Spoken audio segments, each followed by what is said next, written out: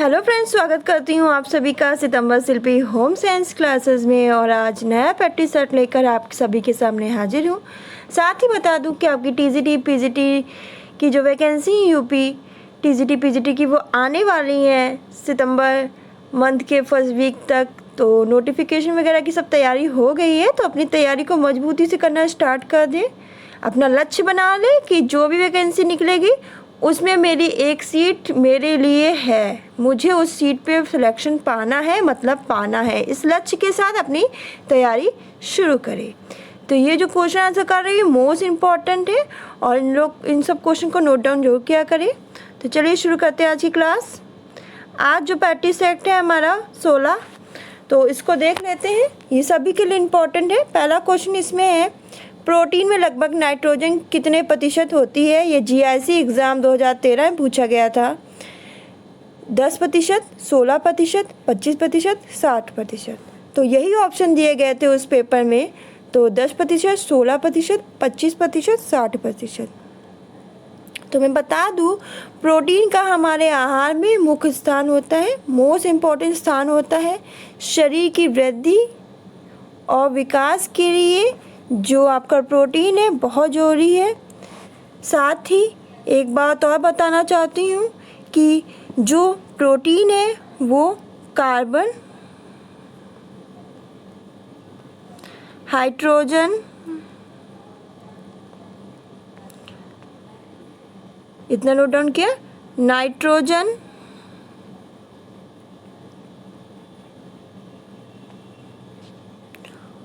Oxygen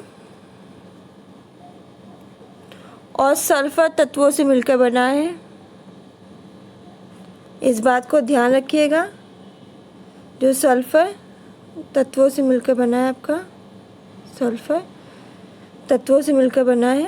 तो इसे लिख दे रही हूँ सल्फर।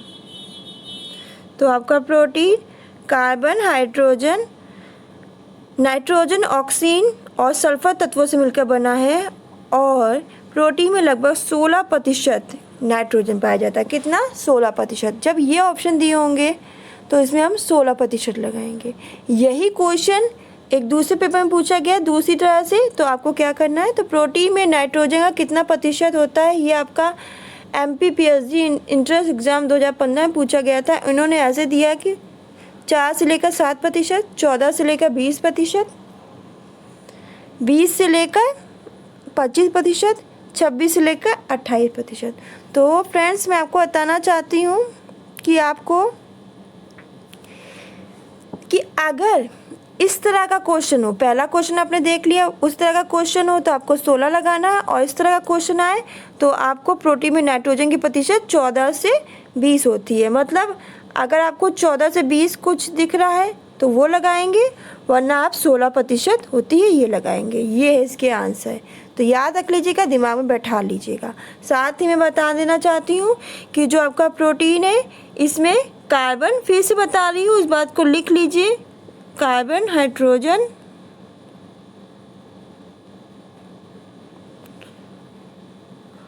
ऑक्सीजन, आपका नाइट्रोजन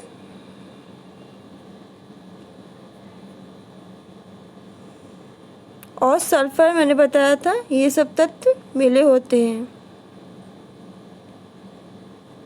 सल्फर और फास्फोरस के तत्व भी मिले होते हैं, ये तत्व मिले होते हैं। इस बात को ध्यान से याद कर लीजिएगा, दिमाग में बैठा लीजिएगा, यहाँ से क्वेश्चन आते हैं। फिर एक बात और बताना चाहती हूँ कि क्या होता है, नाइट्रोजन की उपस्थिति के कारण ही, नाइट्रोजन होने के कारण ही प्रोटीन जो है, नाइट्रोजन के कारण ही प्रोटीन कार्बोज और वसा से क्या भिन्न होता है, कार्बोज व वसा से भिन्न होता है, डिफरेंट होता है, भिन्न। फिर से मैं बता रही हूँ आपको कि अगर इस तरह का क्वेश्चन पूछा जाए तो 14 से 20% और पहला क्वेश्चन पूछा था 16%। यही दो ऑप्शन आपको दिमाग में रखना। अगर 16 है तो 16, 14 से 20 हो तो 14 से 20। ये इसका राइट आंसर है। ये दो तरीके से क्वेश्चन पूछे गए हैं और इनके ऑप्शन भी डिफरेंट थे, तो मैंने कहा इस बात को आपको बता देना बहुत ज़रूरी है। फिर नेक्स्ट क्वेश्चन है, प्रोटीन एक कार्बनिक यौगिक है जो बना होता है, किससे बना होता है? ये आपका जीआईसी एग्ज़ाम 2009 में पूछा गया था।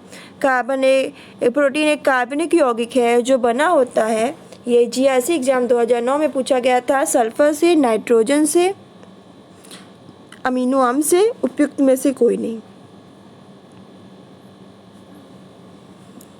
तो मैं बताना चाहती हूँ कि प्रोटीन एक नाइट्रोजन युक्त जटिल कार्बनिक यौगिक है। इस बात को ध्यान कर लीजिएगा, शायद क्वेश्चन भी पूछा जाए। तो नाइट्रोजन युक्त जटिल कार्बनिक यौगिक है।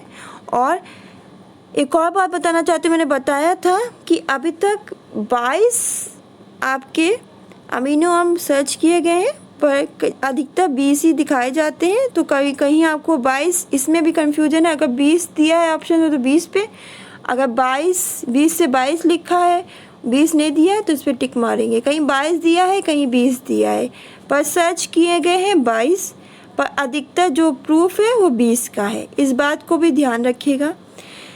तो जो 20 अमीनो अम्ल से मिलके बने होते हैं, किससे? 20 अमीनो अम्ल से मिलके बने होते हैं।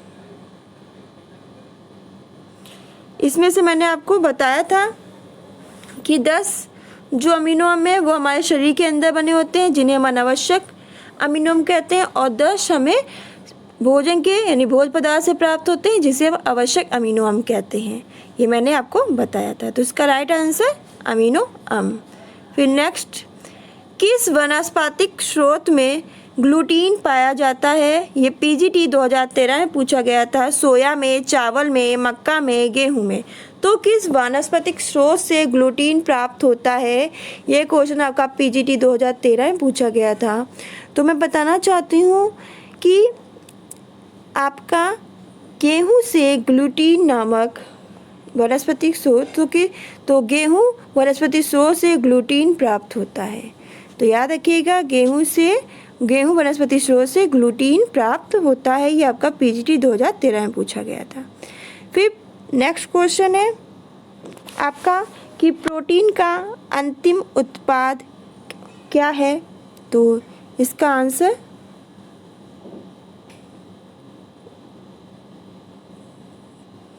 ये इसके ऑप्शन गलत हैं, तो ये ऑप्शन नहीं है, मिसप्रिंट हो गया है, इनको ना ध्यान दें। तो ये ऑप्शन नहीं है, मैं बता दे रही हूँ। फर्स्ट ऑप्शन है आपका ग्लाइकोजन, प्रोटीन का अंतिम उत्पाद नहीं है। फर्स्ट ऑप्शन है ग्लाइकोजन। सेकंड है आपका अमीनो एसिड।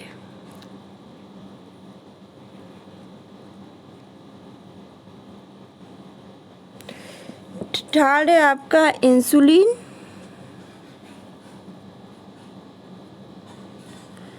और फोर्थ ऑप्शन है आपका ग्लूकोज।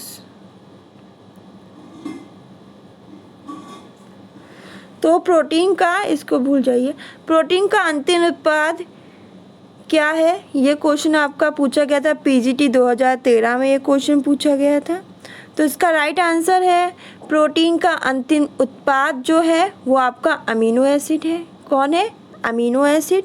फिर से बता रही हूँ, आपका प्रोटीन का, इसको मत ध्यान दें, प्रोटीन का अंतिम उत्पाद आपका अमीनो एसिड है, लिख दे रही हूँ।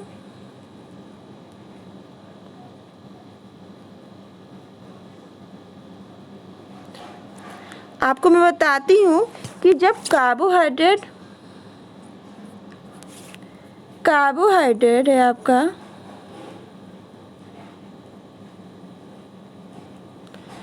कार्बोहाइड्रेट और वसा,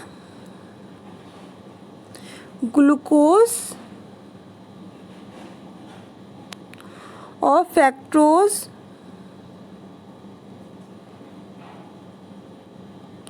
और वसी अम्ल में बदल जाते हैं। तो कार्बोहाइड्रेट, वसा, ग्लूकोज, फ्रक्टोज और वसी अम्ल में क्या बदल जाते हैं? प्रोटीन जब अमीनो अम्ल में बदलता है, जब प्रोटीन है वो अमीनो अम्ल में जब बदलता है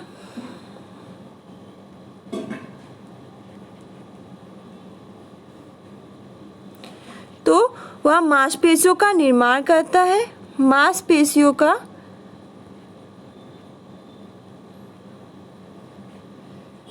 निर्माण करेगा। जब प्रोटीन अमीनो एसिड में बदलता है तो वो क्या करता है, मांसपेशियों का निर्माण करता है और शरीर को स्वस्थ बनाने में क्या करता है, मदद, शरीर को स्वस्थ बनाने में मदद करता है। तो इस बात को ध्यान में रखिएगा। तो कार्बोहाइड्रेट वसा किसमें, ग्लूकोज, फिर से बता रही हूँ मैं आपको, कार्बोहाइड्रेट जो है, कार्बोहाइड्रेट वसा, वह वसा ग्लूकोज, फैक्टोज और वसीयम में बदल जाता है, और वसीयम में बदल जाता है। इस बात को ध्यान रखिएगा। और प्रोटीन जब अमीनो अम्ल में बदलता है, तो जब प्रोटीन अमीनो अम्ल में बदल जाएगा तो क्या करेगा, ये मांसपेशियों का निर्माण करेगा और शरीर को स्वस्थ बनाएगा। ये प्रोटीन का अंतिम उत्पाद क्या होता है, तो अमीनो एसिड। पीजीटी 2013 में पूछा गया था। फिर नेक्स्ट क्वेश्चन है आपका, देख लेते हैं। आपका ये क्वेश्चन जीआईसी एग्ज़ाम में पूछा गया था, आपका 2015 में, जीआईसी एग्ज़ाम 2015 में आपका क्वेश्चन पूछा गया था, क्वाशियोकर रोग किसकी कमी से होता है। तो मैं बता दूं, जो क्वाशियोकर रोग आपका प्रोटीन की कमी से होता है। इसमें क्या होता है कि ये रोग अधिकतर बच्चे को दूध पिलाने वाली अवस्था से प्रारंभ होता है। तो बच्चे को दूध पिलाने वाली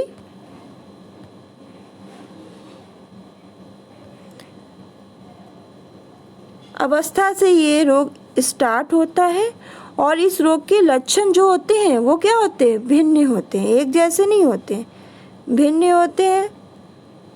इसमें क्या होने लगती है, बच्चों में भूख घटने लगती है,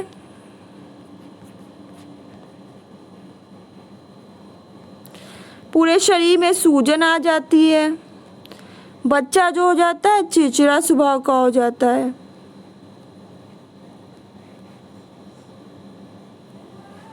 तो ये इसके लक्षण हैं, इस रोग में ये सब लक्षण दिखते हैं।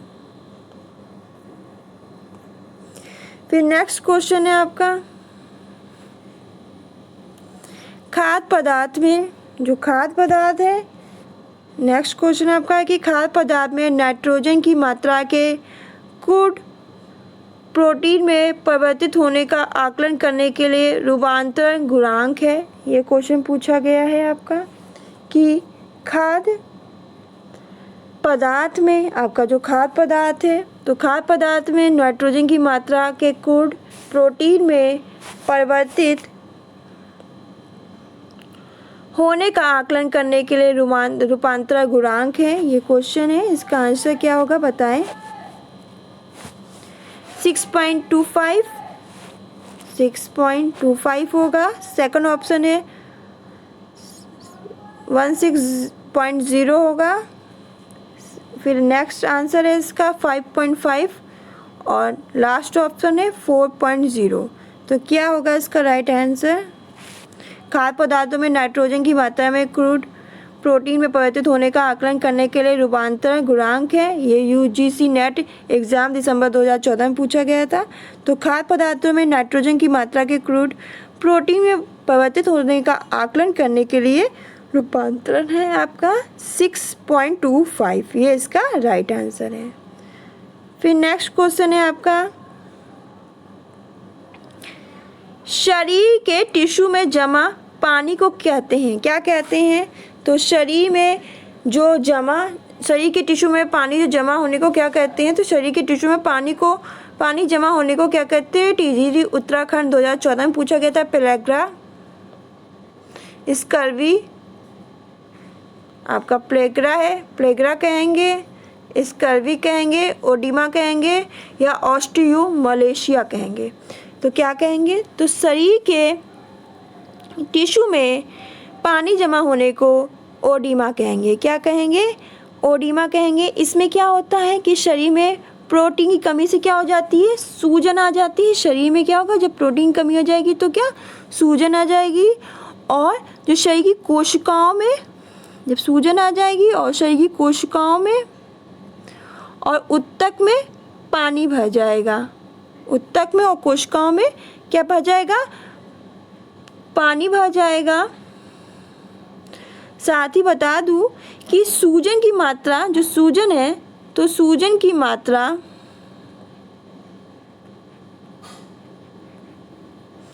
प्रोटीन की कमी,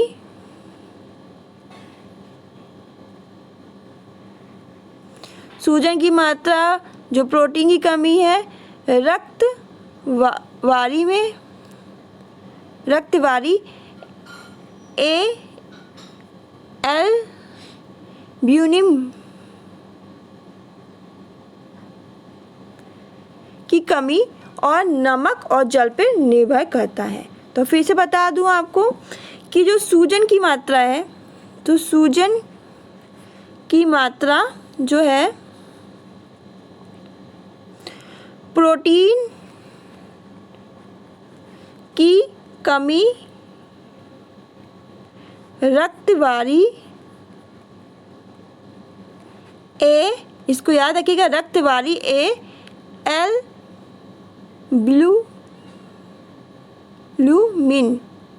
की कमी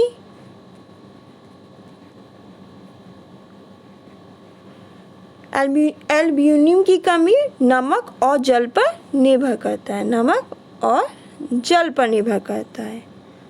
सबसे पहले इसमें क्या आती है, सूजन पंजों पे आएगी, फिर पैरों पे आती है।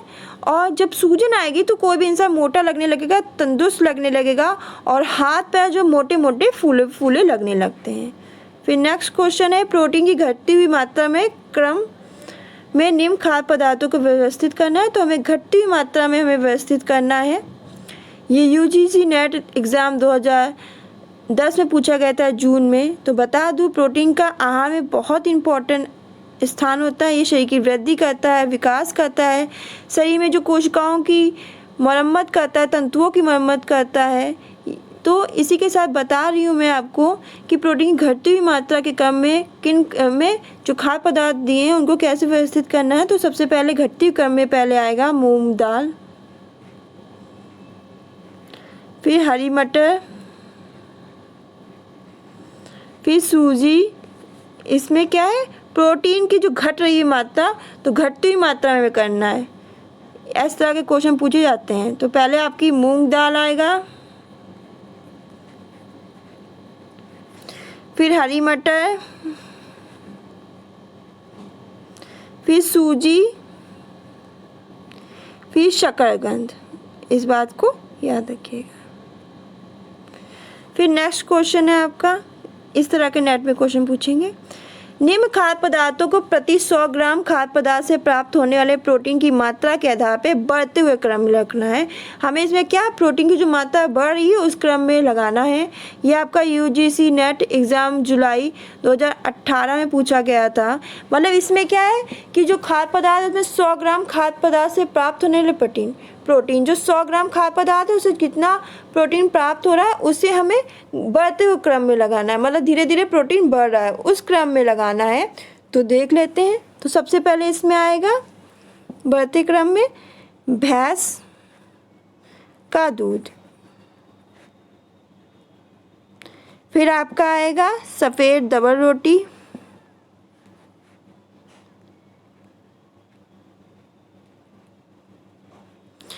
फिर आपका आएगा मुर्गी का अंडा, फिर बादाम और फिर राजमा। तो ये है, तो ये बढ़ते हुए क्रम में ये है। तो फ्रेंड्स आज के लिए बस इतना ही। मिलते हैं नेक्स्ट वीडियो में नेक्स्ट क्वेश्चन के साथ, इंपॉर्टेंट क्वेश्चन के साथ। वीडियो अच्छी लगे तो इसे लाइक करें, शेयर करें, कमेंट करके अपना फीडबैक जरूर दें। तब तक खुश रहें, मुस्कुराते रहें, अपना ध्यान रखें। Bye bye.